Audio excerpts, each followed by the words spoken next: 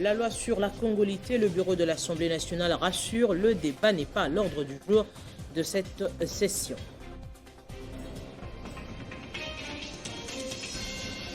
Le journaliste congolais Pero Louara est radié de la corporation, décision de la commission de discipline et d'éthique professionnelle et le tribunal de paix de l'Union nationale de la presse du Congo tombé ce jeudi. Organisation des élections crédibles et transparentes, lequel CCE Milapro maintiennent leur décision de manifester ce vendredi au Palais du Peuple, ce malgré l'interdiction de la police ville de Kinshasa. Mesdames, Messieurs, bienvenue dans ce journal. À l'Assemblée nationale, la nouvelle tentative d'insertion de cette loi suscitait déjà des remous dans les provinces. Le bureau rassure que le débat sur la congolité n'est pas à l'ordre du jour de cette session. La Chambre basse qui avait fait cette annonce a par ailleurs invité les députés membres de l'opposition à déposer la liste des dispositions qui requièrent le consensus en vue de permettre les échanges. C'est une douche froide et des pilules difficiles à avaler pour les initiateurs de la loi dite Tchani, qui voient leur espoir de voir leur projet de loi sur la congolité être inscrit à la session en cours s'envoler. La loi Tchani est de nouveau mise au frigo pour cette session à l'Assemblée nationale et le bureau Mbosso a jugé l'inopportunité de ces amendements soutenus par les députés nationaux Nsingi Pouloulou. La Chambre basse du Parlement était sous une pression permanente quant à la nécessité ou non d'inscrire la loi sur la congolité à la session de mars. Le bureau de l'Assemblée nationale n'aura pas longtemps avancé dans ce schéma, qu'il vient de s'en dégager totalement en renvoyant cette loi jugée discriminatoire au calendrier grec. La prochaine session à l'Assemblée nationale sera essentiellement budgétaire, donc il est désormais plus clair que cette question ne sera pas examinée durant cette législature. Les refus catégoriques de l'opposition parlementaire contre la loi Tchani et le noble travail pédagogique du G13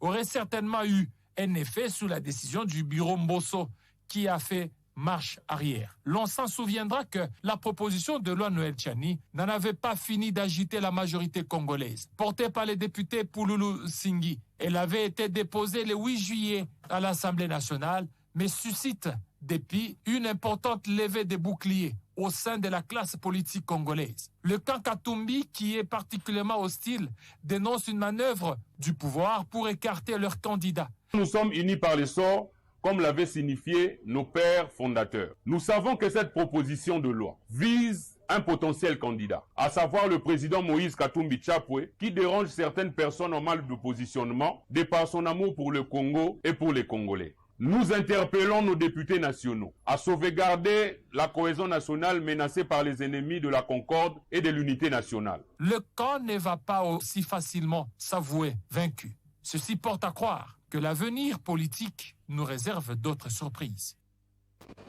Je le disais en titre, le journaliste Pero Louara vient d'être radié de la Corporation des journalistes du Congo par une décision de la Commission de discipline et d'éthique professionnelle et tribunal des pairs de l'Union nationale de la presse du Congo tombé ce jeudi 5 mai au siège de l'UNPC. Aussi à son tour, la commission de la carte d'identité professionnelle du journaliste congolais de l'UNPC en collaboration avec la commission de discipline vient de désactiver Pero Louara de l'annuaire des journalistes congolais en le retirant la carte d'identité professionnelle. Dans sa dernière vidéo devenue virale sur les réseaux sociaux, le journaliste Claude Pero Louara s'était frontalement attaqué au président de la République, Félix Tshisekedi. Pas seulement sous sa gestion de la Respublica, mais aussi à sa vie privée. L'essai des dérapages de ce chevalier de la plume qui a énervé les textes régissant l'Union nationale de la presse du Congo, l'UNPC, à travers les commissions de discipline et celles de la carte d'identité professionnelle, ont décidé de le radier. François Kaboulo, Mwana Kaboulo, est président de la commission de discipline éthique professionnelle. Que considérant sa nature récidiviste, en dépit des orientations et conseils Maître Falouil communiqués, ce qui constitue une circonstance aggravante.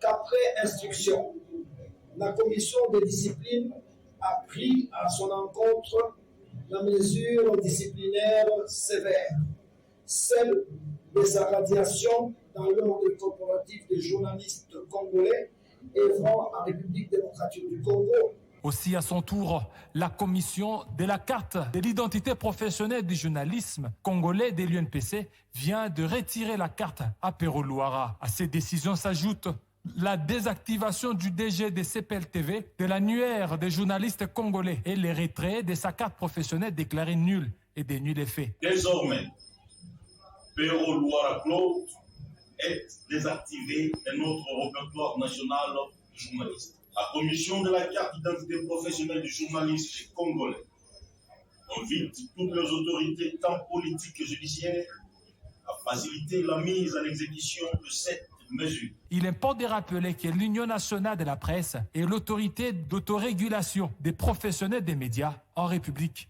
démocratique du Congo. Malgré l'interdiction formelle contre la manifestation des mouvements citoyens devant le Palais du Peuple ce vendredi, 6 mai par la police de Kinshasa, le CALCC, Milapro sont déterminés à tenir leur activité pour exiger le consensus autour de la loi électorale pour l'organisation des élections crédibles et transparentes. Cette marche sera aussi l'occasion de dénoncer l'insécurité qui perdure à l'est de la République.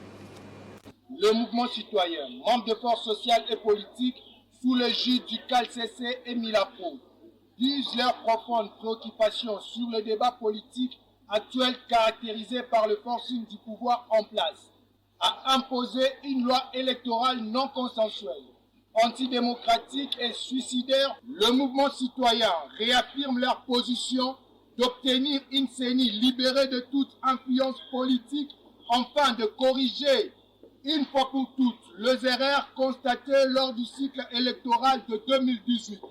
Cela permettra de réaffirmer la confiance du peuple souverain aux élections comme moyen idéal de confier la gouvernance du pays aux hommes et femmes compétents et capables de résoudre les questions sociales et sécuritaires en faveur de notre population qui vit dans une misère indestructible. Envie de voter une loi taillée sur mesure, le mouvement citoyen adhère totalement aux actions annoncées par les forces sociales et politiques sous l'égide du CALCC et Milapro, notamment le sit-in prévu pour ce vendredi 6 mai 2022, devant le Palais du Peuple, pour dire non au glissement et à une loi électorale liberticide et favorable à un seul camp politique. Le mouvement citoyen rappelle que seul le consensus constitue le moyen le plus idéal pour l'organisation de bonnes élections dont les résultats devront respecter la volonté du peuple souverain. Le mouvement citoyen appelle tout le peuple congolais, particulièrement le jeune au sit-in de ce vendredi 6 mai devant le Palais du Peuple. La dynamique pour une sortie de crise invite tous les Kinois à répondre massivement ce vendredi devant le siège du Palais du Peuple pour dire non à l'adoption de la loi électorale sans consensus entre les parties prenantes. L'opposition reste déterminée à barrer la route au glissement 2023.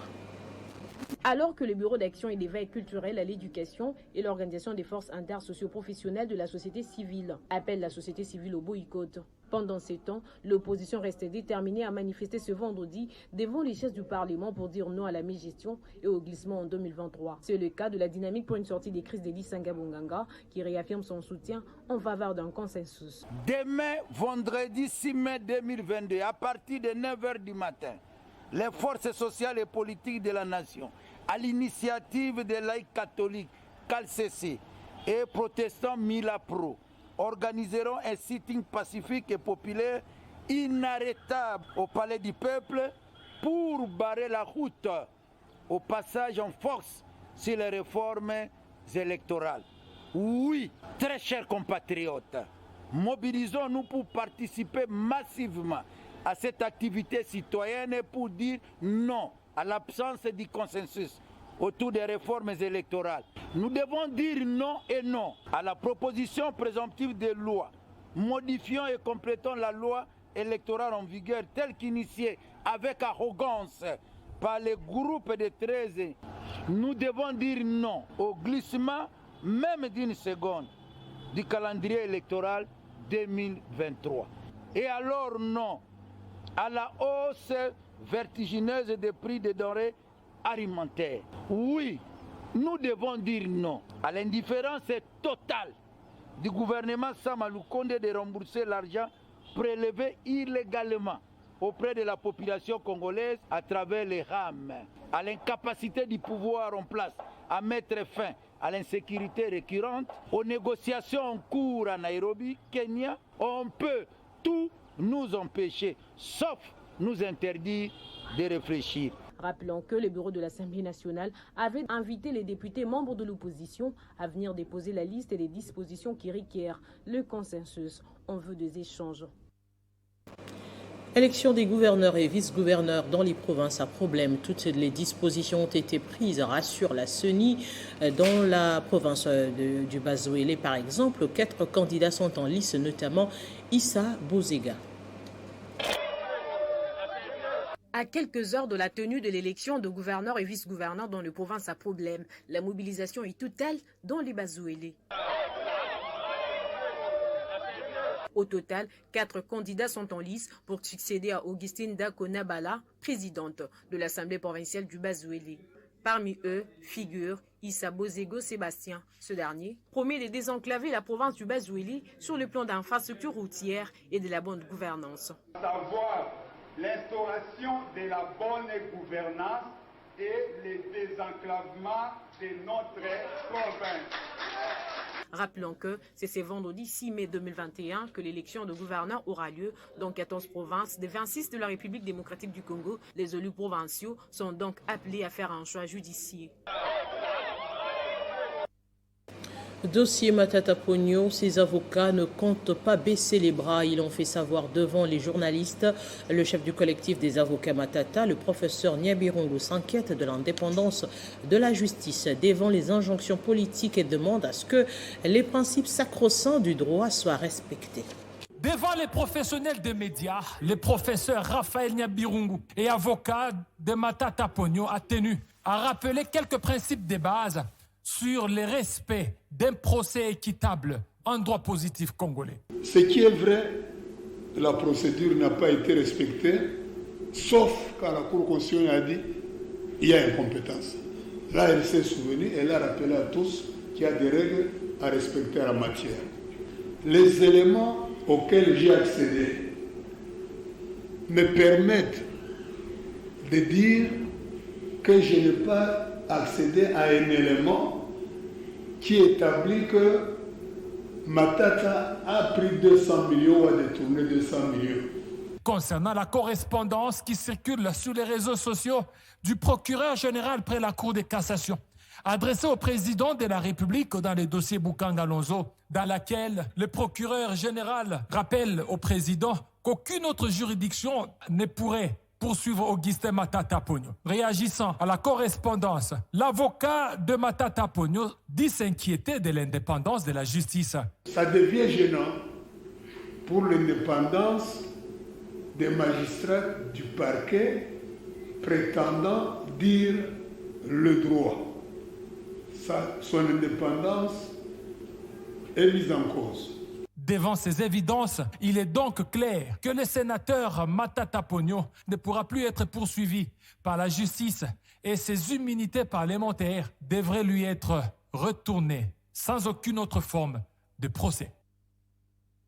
Et des partis politiques, Alliance des nationalistes démocrates du Congo, ANADEC, célèbre ce 5 mai ce 6 ans d'existence, 6 ans de combat politique qui leur a valu le surnom de parti sentinelle de la République. Une célébration à travers les artères de la ville de Kinshasa ce jeudi avec un message clair, le nationalisme jusqu'au bout pour pérenniser l'élan de la démocratie pris avec Joseph Kabila.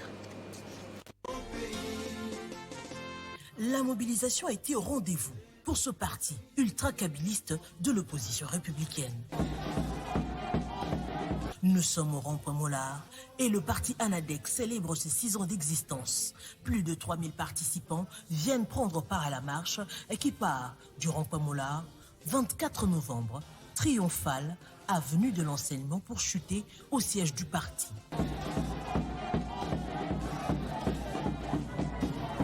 toujours fidèle à son idéologie, l'ANADEC a eu le temps de s'implanter à travers la République comme parti sentinelle. Évoluant actuellement au sein de la dynamique progressiste, ce parti dirigé actuellement par Souzy Badjoko veut maintenir l'élan pris avec Joseph Kabila, celui de la tenue des élections chaque 5 ans dans ce Congo démocratique. La lutte que nous avons menée depuis 6 ans, aujourd'hui, dans ce fou, nous avons des compatriotes dans notre pays, des nationalistes qui ont compris que l'heure était venue, que l'heure a sonné pour se prendre en charge, afin que le Congo avance tout droit vers son émergence. Sur place, un gâteau d'anniversaire a été partagé dans l'espoir de voir ANADEC s'enraciner davantage à travers la République pour la conquête et surtout le maintien du pouvoir. Le Front des naturalistes pour la solidarité et le développement, FNSD, poursuit sûrement sa consolidation à l'intérieur du pays après Kisangani. Ce parti membre de l'Union sacrée vient de se doter d'un siège provincial à Kindu, dans le Maniema.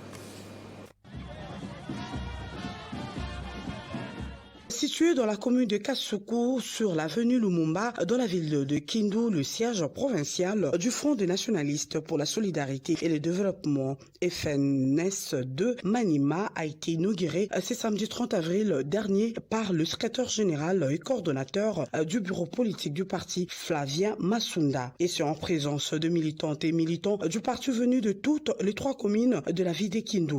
Il est à noter qu'en dépit du départ de son talentueux président appelé à exercer d'autres fonctions d'État, ces partis membres de l'Union sacrée poursuit bonnement sa pénétration à l'intérieur du pays. Kindu se voit aujourd'hui honoré après Kisangani dans la province de Chopo. Un autre temps fort qui a marqué cette manifestation, c'est l'installation du nouveau comité fédéral qui sera désormais dirigé par Maître Pascal Sefou Chabani. FNSD, solidarité. Au nom de l'autorité morale et de notre parti, je vous remets les symboles, les attributs de votre pouvoir pour que vous puissiez conduire notre parti à bon port.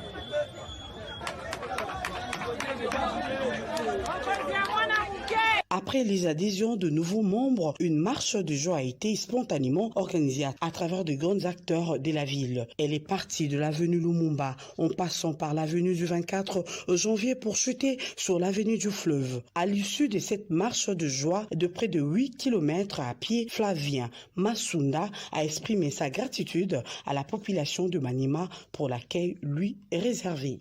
Cet événement d'aujourd'hui de notre parti est inscrit dans le cadre de l'itinérance que nous avons commencé. Nous sommes en train de sillonner toutes nos fédérations pour consolider nos bases. Vous savez très bien que nous sommes à la veille des élections, c'est 2023, c'est demain.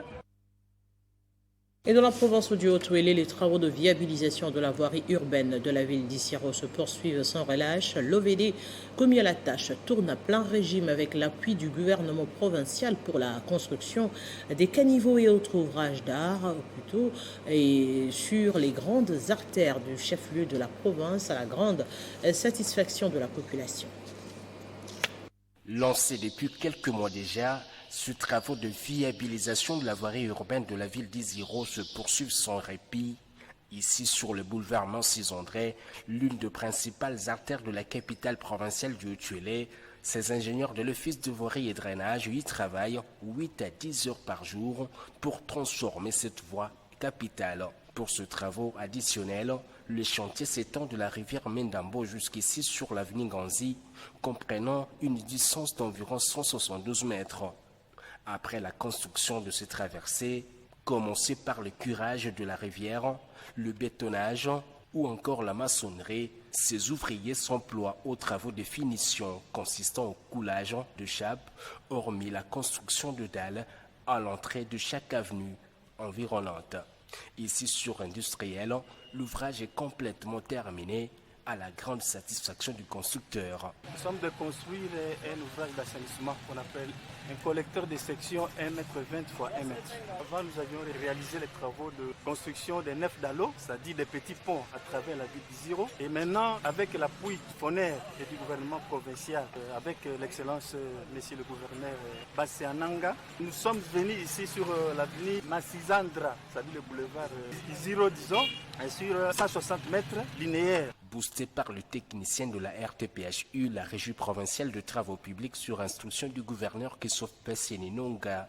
Conformément à la vision du chef de l'État, l'Office de voirie et drainage a réussi à ériger 9 galons, notamment ici sur l'avenue Mongomassi, Mbongo, Nyakbou, Banzanga et Dingida, afin de désenclaver complètement la commune billonnante de la ville d'Iziro, Mindambo. Les travaux de réhabilitation des routes à travers la ville de Lubumbashi ont pris une vitesse de croisière en ce début de saison sèche, tel que voulu par le chef de l'exécutif provincial qui a inspecté quelques chantiers en cours d'exécution. Il était accompagné de son vice-gouverneur Jean-Claude Quinfoy. À constat fait, la qualité des travaux est satisfaisante. Le gouvernement provincial du Haut-Katanga, sous l'égide du gouverneur Jacques Kaboula Katwe, tient mordicus à honorer la promesse faite à ses administrés, celle justement de relier les différents quartiers de la capitale du cuivre. Les routes de la périphérie comme celles du centre-ville sont en pleine rénovation après un ralentissement dû à des fortes précipitations.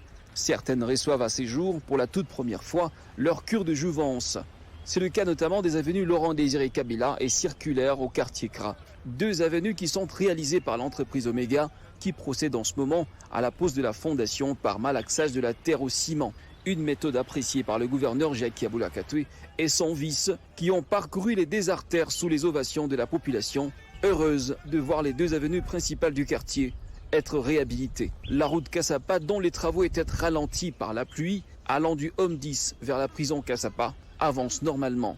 L'entrepreneur commis aux travaux continue à poser la couche des fondations et à construire des drains de part et d'autre de la chaussée. Les jeunes du coin ont saisi l'occasion pour féliciter le premier des Haut-Katangais pour les travaux abattus. Les avenues Square Forest et Sendoué, ainsi que le boulevard Katoba, ont été visités par le gouverneur de la province du Haut-Katanga, Jacques Kaboula Katwe. Constat fait, les travaux avancent. Jacques Kaboula Katwe n'a pas manqué de faire des remarques aux entrepreneurs par endroits afin d'améliorer la qualité de travaux. Nous sommes très satisfaits et je me dis, si ça continue comme ça pendant cette saison sèche, la population de Lubumbashi sera contente de voir comment les routes vont se construire. Il faut rappeler que nous avons reçu le président de la République. Il nous a encouragés dans le travail que nous sommes en train de faire. Il faut dire que c'est une nouvelle impulsion que le gouverneur Jacques Kaboula Katwe vient d'imprimer aux travaux de voirie qu'il a initiés dans la ville de Lubumbashi. Ici, la vision du président de la République, Félix-Antoine Tshisekedi Tshilombo, passe chaque jour de l'abstrait au concret. L'associé unique de la société Adriana Angèle Mbouye, au cours d'une conférence de presse présentée à l'opinion congolaise les secteurs clés de ses activités, a lancé un message au chef de l'État. Objectif, participer à la vision du chef de l'État en rapport avec le projet de 145 territoires où cette structure est en train de desservir l'espace grand oriental dans le travail fluvial, routier, l'agriculture et les surgelés. La société Andirena SRL, une structure multisectorielle qui œuvre dans 5 piliers majeurs, dont l'importation et la vente de produits surgelés à juste prix, le transport fluvial, routier et l'agriculture, en vue de faciliter aux Congolais l'accès aux produits de première nécessité. Au cours d'une conférence de presse, la propriétaire de cette entreprise, Angèle Mbouye Kasongo, a présenté à l'opinion congolaise et aux autorités du pays la solution qu'apporte son entreprise à la question sociale.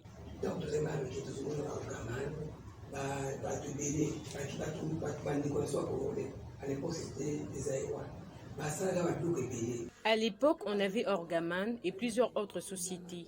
C'était nos frères congolais. Ils ont fait beaucoup de choses.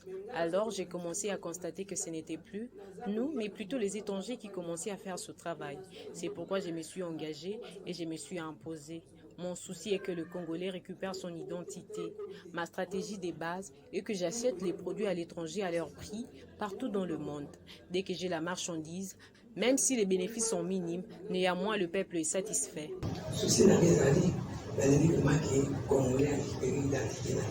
La société Angèle Dirk Ressources Naturelles envisage contribuer à la vision du chef de l'État. La société Andirena s'approvisionne ensemble avec les expatriés qui ont pris ce secteur, surtout des surgelés en otage.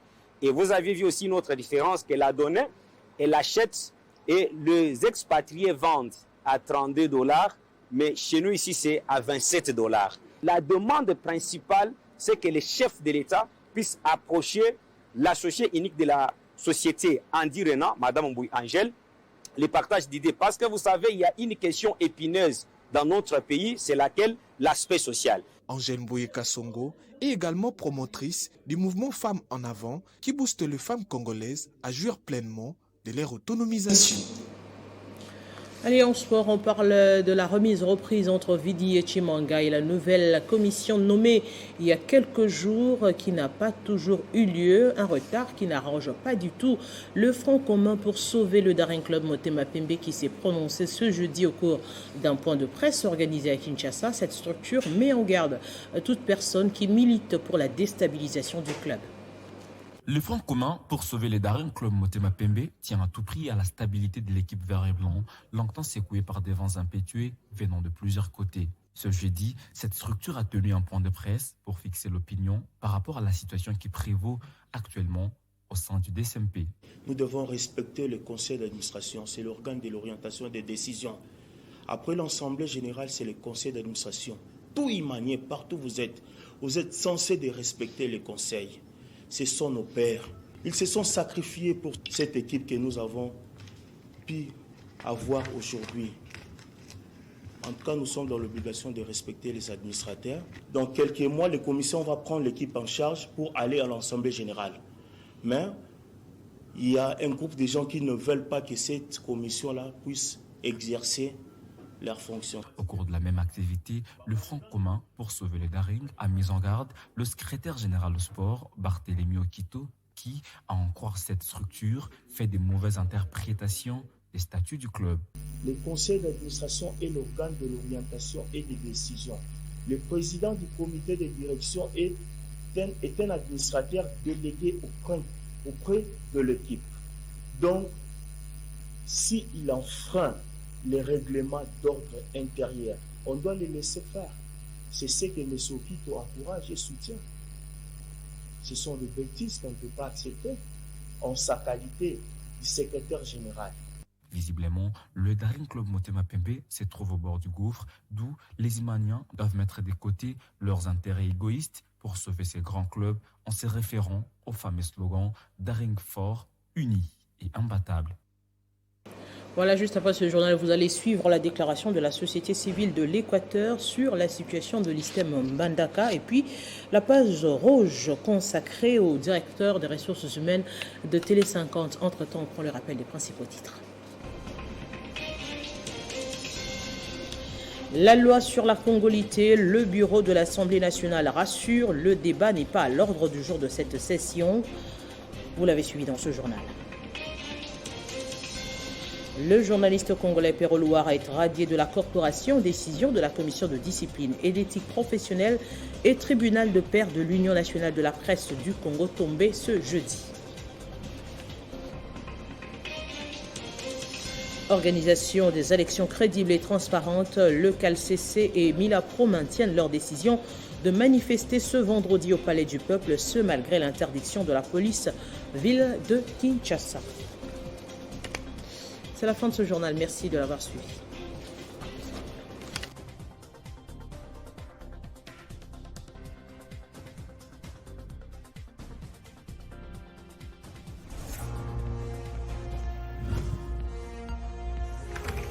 L'actualité reste en continu.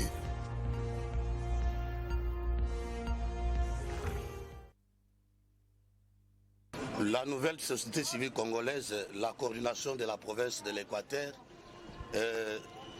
s'est réunie aujourd'hui pour alerter ce qui se passe dans notre province, provoqué par quelques ministres nationaux.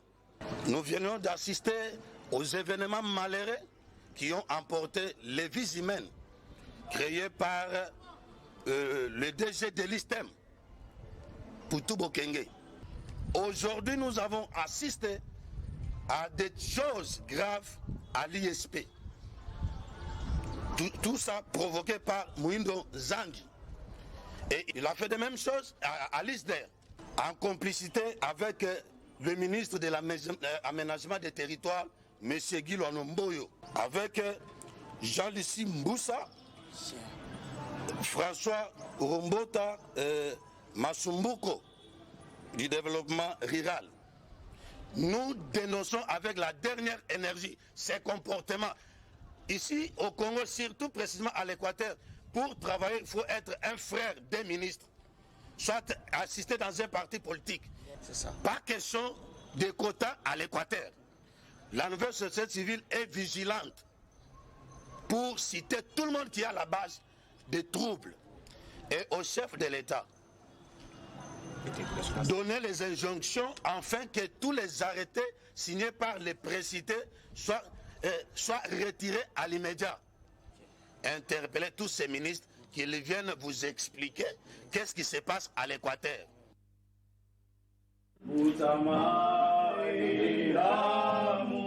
C'était un après-midi plein de surprises et de joie à Télé 50.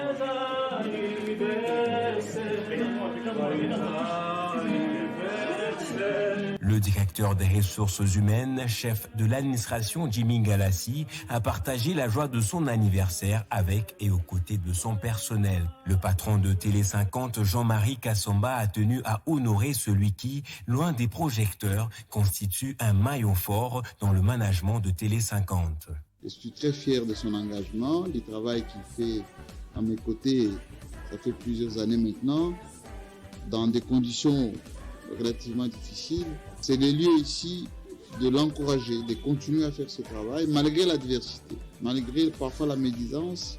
Mais Télé 50 est bien là et on sera encore certainement là pour donner le cap de la presse en RDC et de la presse en Afrique. Le patron de l'UNPC espère que celui-ci sera encore plus résolu pour les prochains enjeux. C'est un moment d'abord de remercier le bon Dieu pour l'avoir gardé un an de plus après cette période très dure de pandémie. Et dire que le challenge que nous avons encore, il est plus grand, qu'il soit encore plus studieux, plus courageux, plus attentif, toujours avec cette loyauté, cette discipline de travail. C'est comme ça qu'on fonctionne quand on est avec M. Jean-Marie Kassomba. La rédaction de Télé 50 et tous les autres services souhaitent ici santé et prospérité à son DRH JNK.